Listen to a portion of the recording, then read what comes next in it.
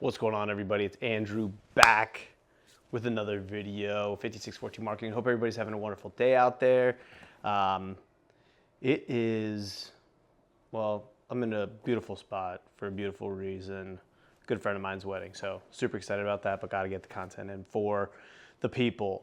So yeah, let's get after it. So today, talking about a concept over the past couple weeks that it's one thing that I've always believed in, but one thing that I have never really practiced or should have practiced a lot more, and that is the skill set, I guess you could say, of continuing to learn, continuing to educate yourself, continuing to improve on processes and procedures. And I think there's thousands of ways that people can go about it. One, through trainings, two, through reading or educating yourself, like self-education, and three, kind of looking and seeing what others are doing. And I think maybe the perfect strategy is all of them.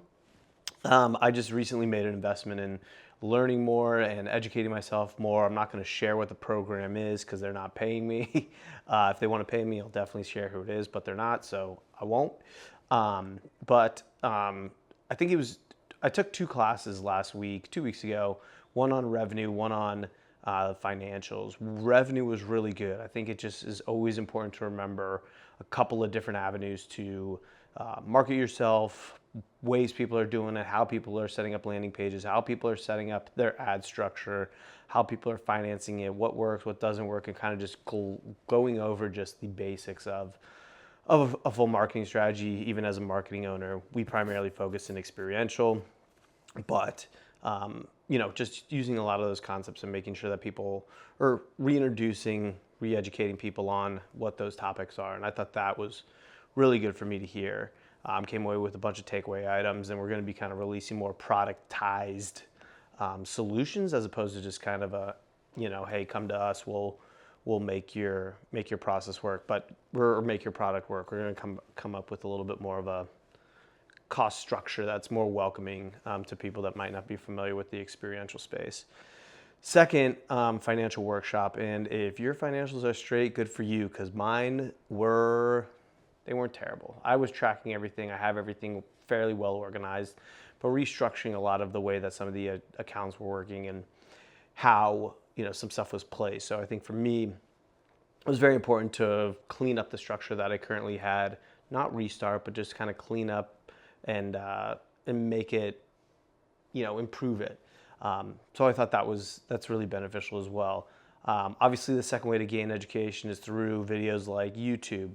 Hopefully these videos have introduced you to some ideas or concepts that you might not have been aware of. There's tons of people out there that are doing content online, educational content more importantly for this video. And I think the hardest part is finding one that's valid, finding one that's worth your time. One person that I listen to always says, don't follow anybody that hasn't made as much money as where you're trying to get to. Another one is don't follow anybody that's not in your industry. So, I mean, there's a ton of different things that people are saying as far as, who the best person to follow is. One, I think follow someone that you're actually going to take action on. If you're not going to take action, then the education is pointless anyways. That's the biggest thing I've learned. You can write down the notes, you can listen to the seminars, but if you're not taking any actions on those items, then what are we even doing here?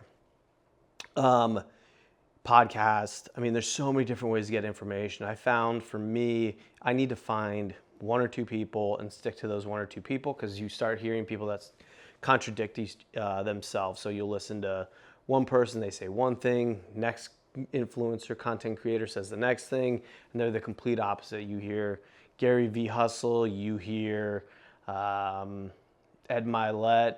Actually, he's a pretty hustle mindset too.